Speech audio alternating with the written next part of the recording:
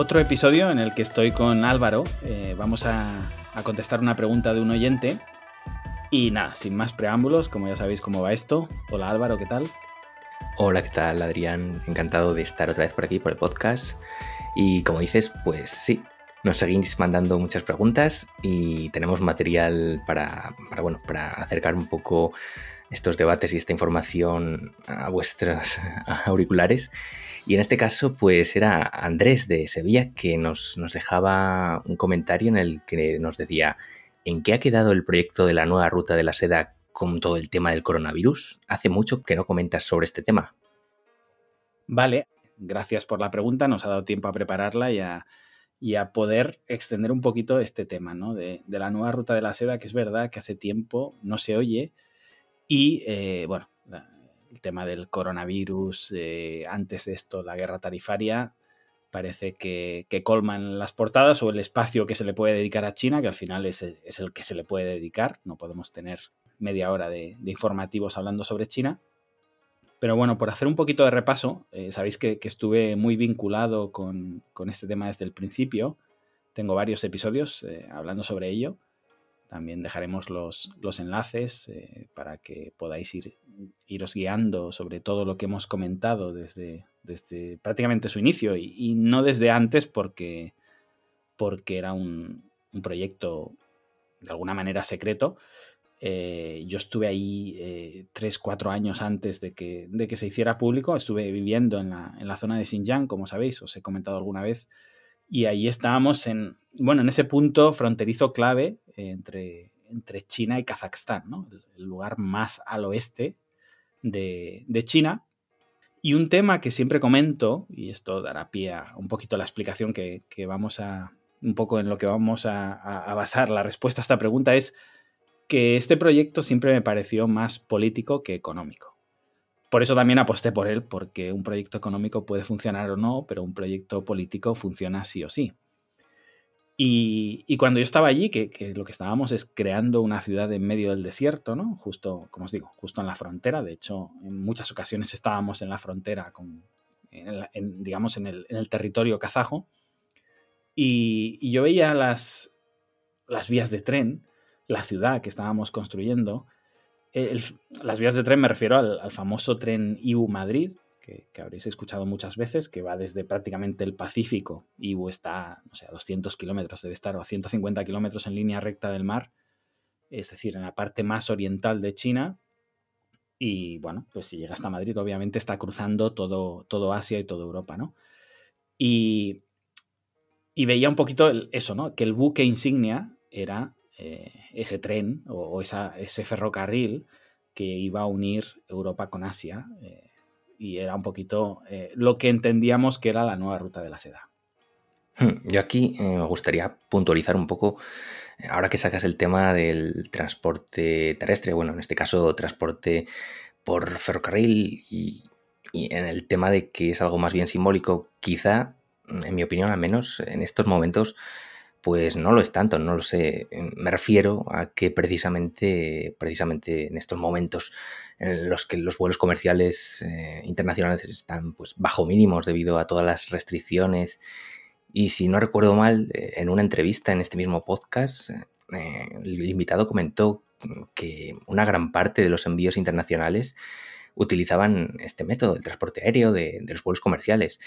Y claro, si a este punto le unimos la crisis del transporte marítimo, donde bueno, los precios están cada día más locos que el anterior y casi hay hasta peleas para conseguir un hueco en el siguiente contenedor, pues no sé, quizá el transporte terrestre sea la opción que, sin ser la mejor, que desde luego no lo es, pues al menos es esa opción que sabemos que no va a fallar. Y a mí, concretamente hablando del tema del tren, he estado leyendo un poco sobre este tema y me parece una brutalidad, porque unir estos más de 13.000 kilómetros que separan Yibu de Madrid en tan solo 16 días, pues no sé, me parece algo impresionante. Y evidentemente, ya sé que no tiene ni la capacidad de carga ni la libertad de movimiento que ofrece la vía marítima, pero oye, me parece que sigue siendo un medio a tener en cuenta y que puede salvar los muebles en situaciones como la de pandemia que hemos vivido recientemente. No sé cómo lo ves.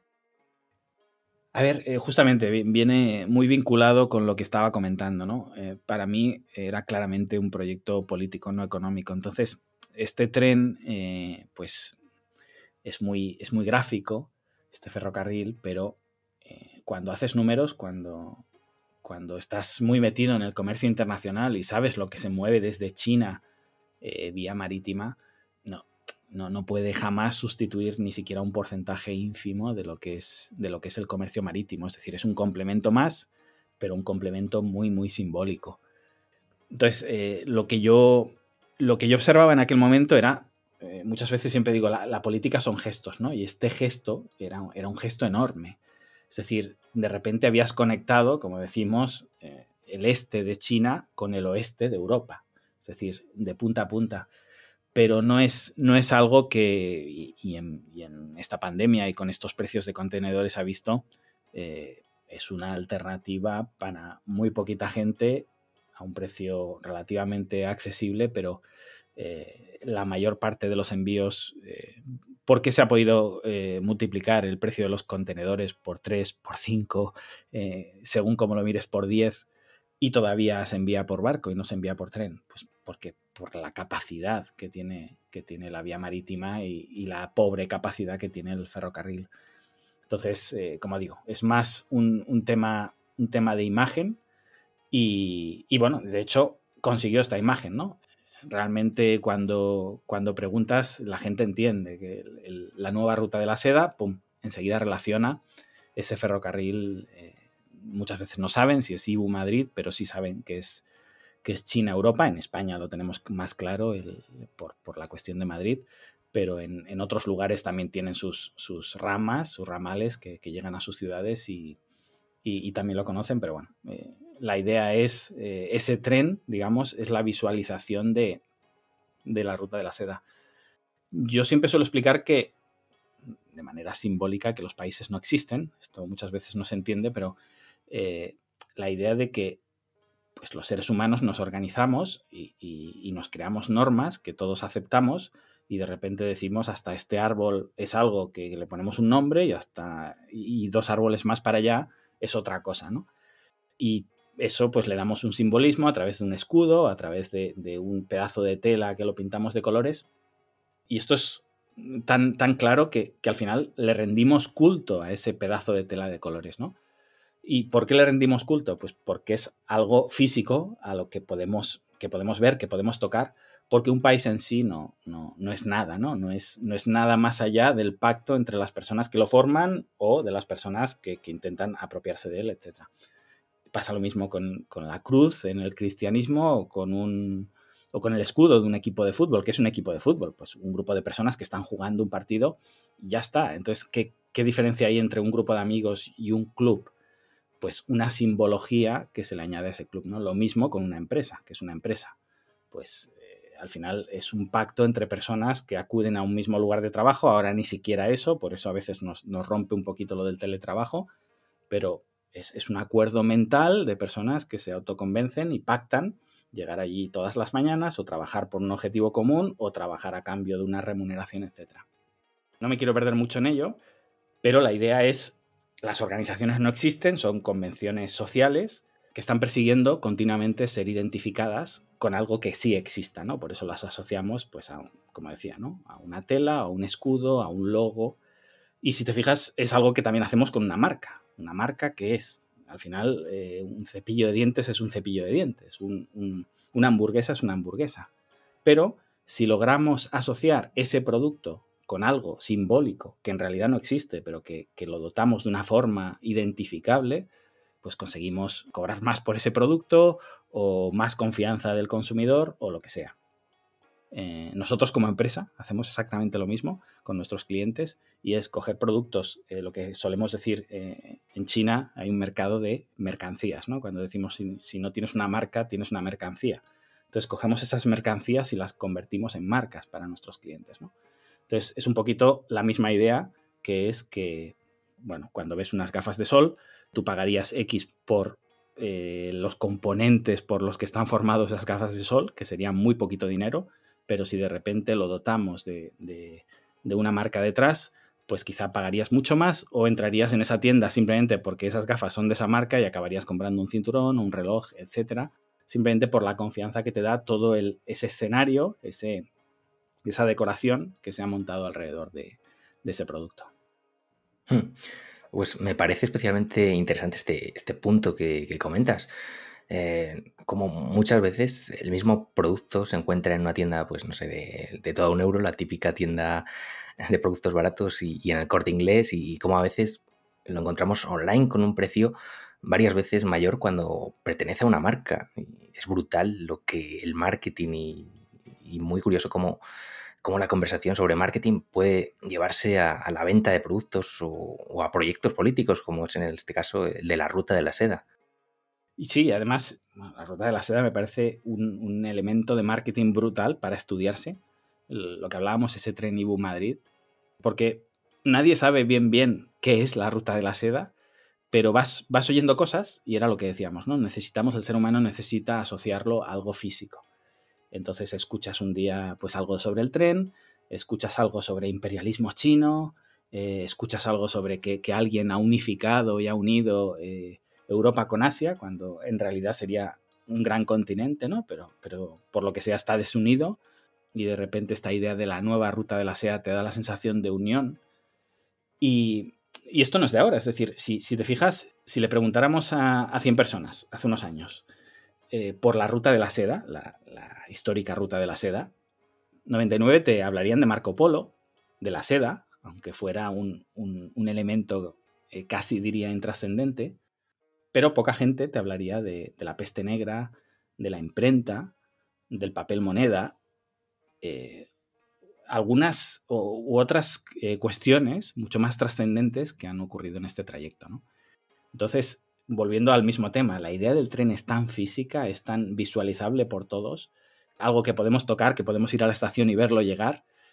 De repente, una pregunta que recibo continuamente es, ¿pero pueden ir personas, pero solo es de mercancías? Lo que te da la sensación de que está muy clara esa realidad, ¿no? Ese tren como realidad que visualiza la nueva ruta de la seda. Ese ferrocarril tiene una potencia de marketing indescriptible. A partir de ahí, obviamente, la ruta de la seda no es solo terrestre, es marítima, también en el pasado lo fue, aunque asociáramos Marco Polo, camellos, arena, no fue solo terrestre. Y hoy en día pasa lo mismo. Tenemos ese tren Ibu-Madrid o ese tren, nosotros, como decía antes, lo vemos Ibu-Madrid, tiene muchas más ramificaciones, pero bueno, si nosotros visualizamos ese tren, nos estamos quedando muy cortos. La ruta de la seda está llegando a África, a lugares de África que nunca llegaron en las rutas originales. De repente vemos la ruta de la seda, la rama latinoamericana, cuando dices, ¿qué es esto? No tiene nada que ver con la antigua ruta de la seda, pero hemos utilizado este simbolismo, esta fuerza, esta potencia de marketing que le ha dado al proyecto, que ni siquiera se llama así en China, pero bueno, es como lo hemos internacionalizado, vamos a decir, y hemos utilizado toda esa fuerza para llegar a lugares donde no tiene ningún sentido. Es como la Unión Europea, ¿no? Y de repente, yo qué sé, Kazajstán pide agregarse a la Unión Europea, pues ya no es europea entonces, ¿no?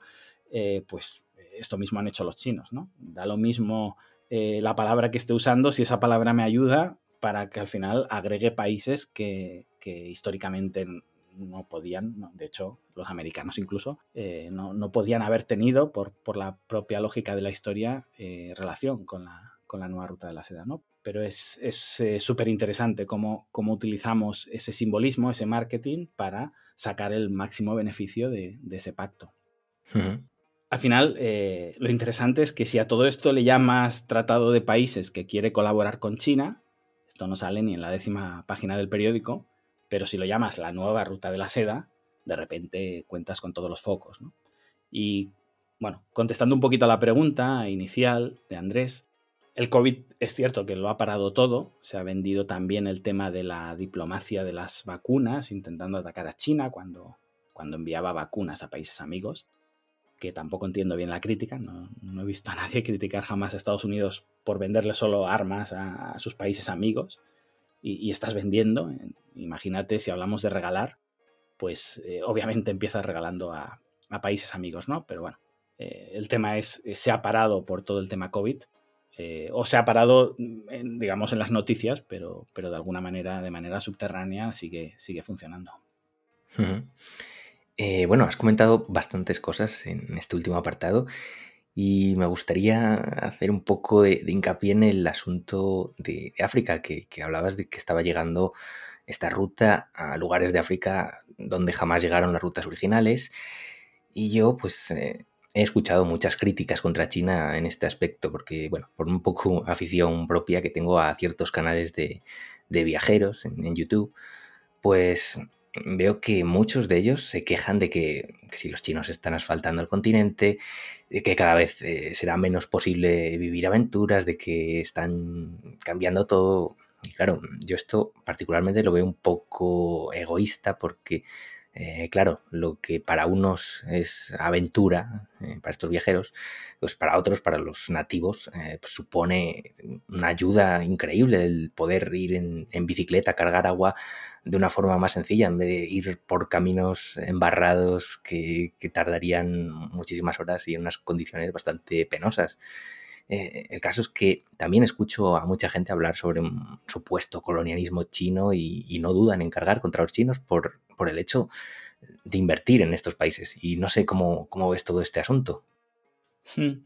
Sí, hay muchos medios remando en la misma dirección. Te encuentras medios de derecha y de izquierda que en este sentido suelen estar bastante alineados. Y vamos, me quedo con esta frase que has dicho de China está asfaltando África, digamos, como crítica. Es decir, no como algo beneficioso, sino te lo dicen como crítica. Me sorprende muchísimo porque probablemente nadie de estas personas que critica esto vive en un lugar o ha crecido en un lugar con las calles sin asfaltar. Es decir, no es algo que eche de menos en su aldea o en su ciudad natal, pero como decían hace poco, ¿no? En un episodio comentaba esto sobre personas que llegan a Asia, por ejemplo, y todo lo que sea más allá de ver templos y no sé, arrozales y aldeas subdesarrolladas, se echa las manos a la cabeza y lo llama capitalismo salvaje, ¿no? Y es muy triste porque esas personas también tienen derecho a salir de la época medieval, ¿no?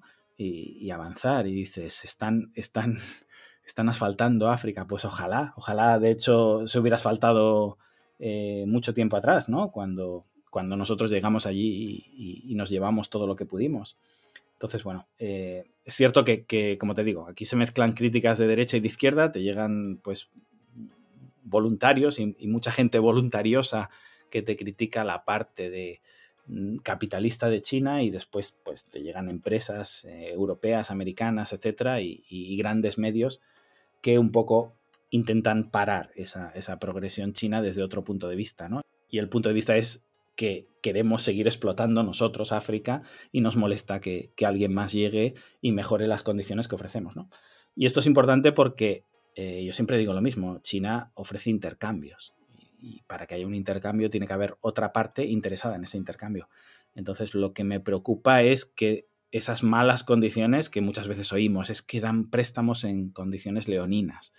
Bueno, pues parece ser el mejor préstamo posible que alguien le da a esos países, porque si no, Europa o Estados Unidos le podría dar un préstamo mejor y que desarrollaran esas carreteras o esos aeropuertos o esos puertos o no sé, esa agricultura con préstamos en mejores condiciones. Parece ser que nadie ha llegado con unas condiciones mejores y las que ofrece China o son las únicas o son las mejores en ese momento porque son las que aceptan. Entonces, tampoco diría China está ayudando a África. China está intercambiando, igual que nosotros cuando vamos a comprar a la tienda de la esquina no intentamos ayudar al tendero, intentamos intercambiar y que haya un mutuo beneficio, ¿no? Por eso cuando nos despedimos muchas veces al comprar, ambos decimos gracias, ¿no? El tendero dice gracias y nosotros le respondemos gracias, porque ambos hemos sido beneficiados con el cambio. Nosotros le damos más valor a ese kilo de patatas que a los euros que llevábamos en el bolsillo y el tendero a la inversa. Ambos hemos salido beneficiados por el intercambio, por eso ambos hemos querido hacer ese intercambio, ¿no? En este caso, China ha llegado a lugares que además no eran ni mucho menos vírgenes, es decir, estaban dominados anteriormente pues por esas dos fuerzas que pugnaban por ellos, que eran la Unión Soviética y Estados Unidos. Tras la caída de la Unión Soviética, prácticamente era Estados Unidos y nadie más. y China no ha intentado, digamos, competir militarmente para imponer su cultura o no sé, su imaginario. No. Ha llegado ahí con pactos, con precios y han sido aceptados. Primero, eso con respecto a la crítica de China haciendo cosas en África o comprando minas o llevándose recursos, etcétera, se está llevando lo que se llevaban antes otros y pagando, parece ser, un mejor precio. Es decir, por ahí nada que decir.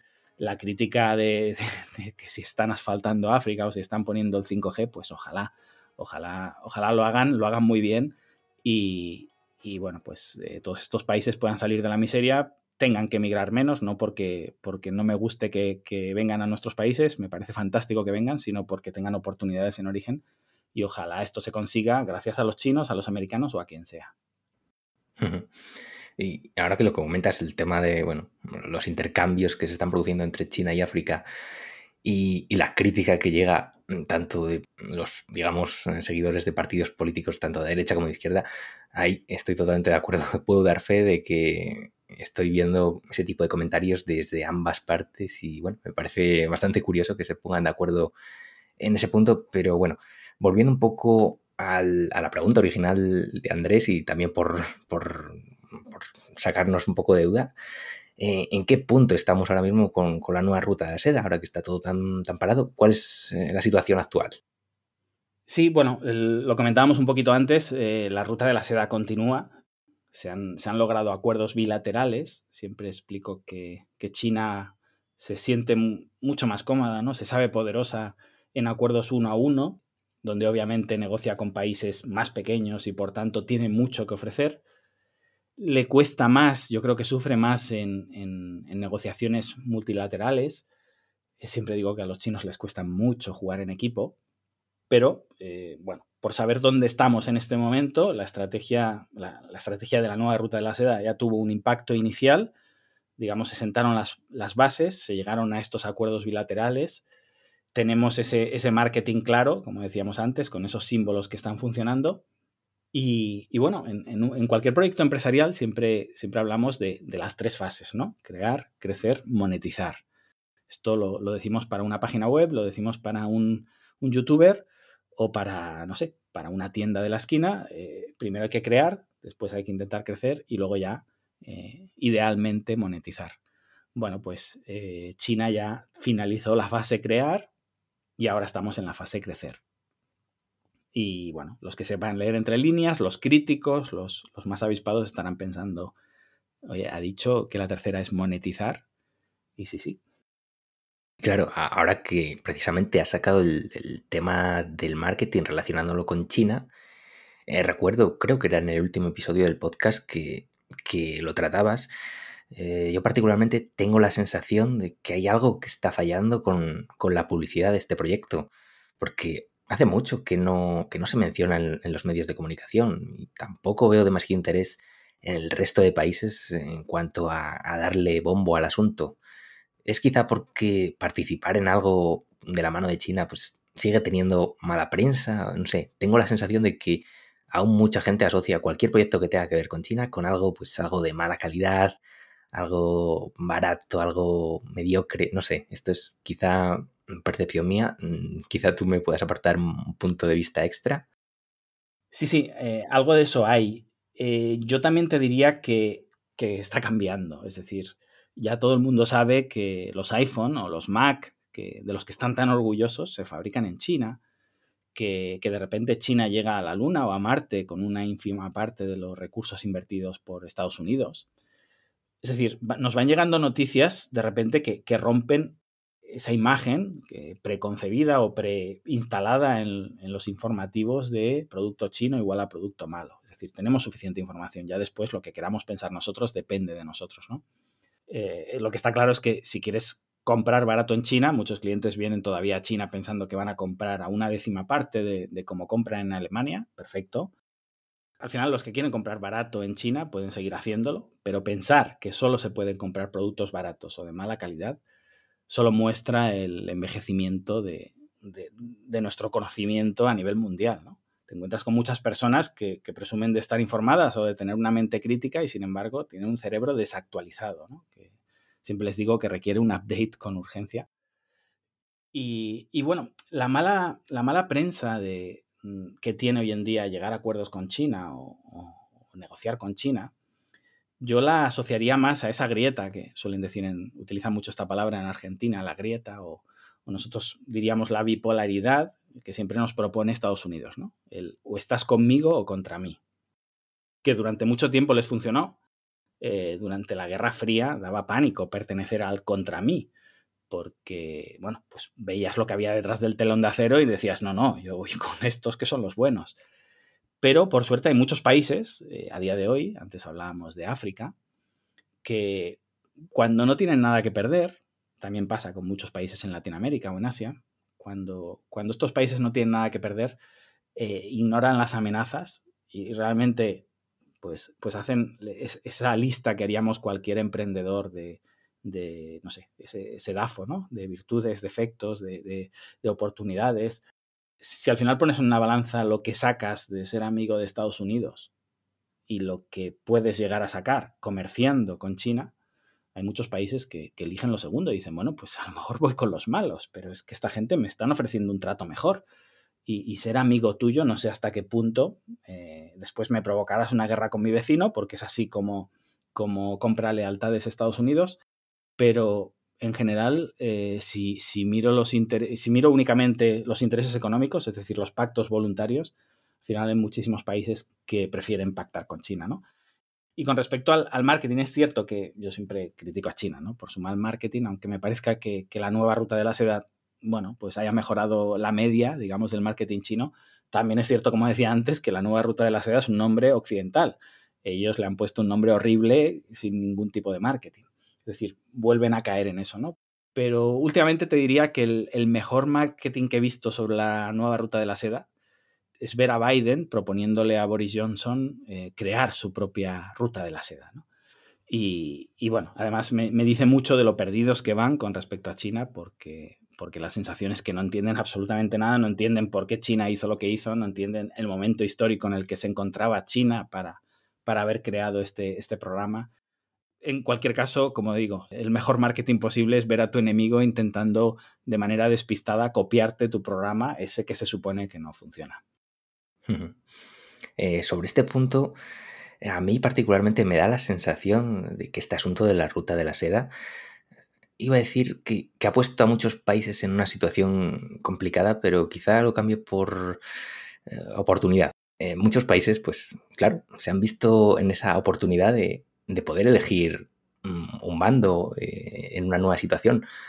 Y claro, por un lado, he leído muchas críticas por parte de Estados Unidos acerca de este proyecto y claro, si tú eres un país europeo, si eres España, si eres Italia, si eres el que sea, que tradicionalmente pues, seguías el compás de la música de América, pues, elegir formar parte de un proyecto como este, pues quizá pueda suponer un primer paso hacia un cambio de mentalidad, de modelo y también pues comenzar a sentar precedentes.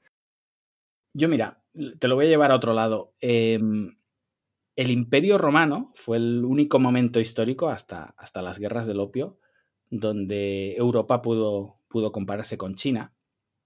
Y en un podcast te diría que, ahora no estoy seguro, creo que fue en Velum Artis, que es un podcast que de hecho recomiendo a los amantes de la estrategia militar, etc.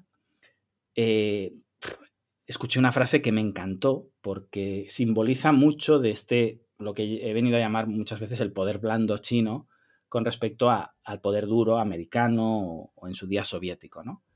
Y la frase era: la seda de las caravanas conquistó más kilómetros que el acero de las legiones. Y es muy interesante porque te deja ver eso, ¿no? Que países que estaban completamente bajo la esfera americana, de repente son socios comerciales prioritarios con China porque han llegado, como decía antes, ¿no? Con un mejor trato y simplemente han aceptado comprar, negociar, intercambiar con los chinos porque les convenía. Pues buenísima frase para ir cerrando este episodio. Creo que hemos actualizado ya el tema, hemos contestado la pregunta, hemos tratado varias tangentes adicionales, pero que estoy seguro de que la audiencia también agradece que nos salgamos un poco del guión. Así que si te parece, vamos con una de las secciones que más nos gusta, a mí el primero, dentro del podcast de Lejano Oeste, el proverbio chino. ¿Cuál soy, Adrián? Vale, pues nada, un placer haber estado con vosotros y vamos a despedir hoy el programa con una frase de Confucio, que hace 2500 años ya parecía tener nociones de marketing, y la frase es esta: no es vuestro anonimato lo que debe perturbaros, sino vuestra incompetencia. Gracias y hasta pronto.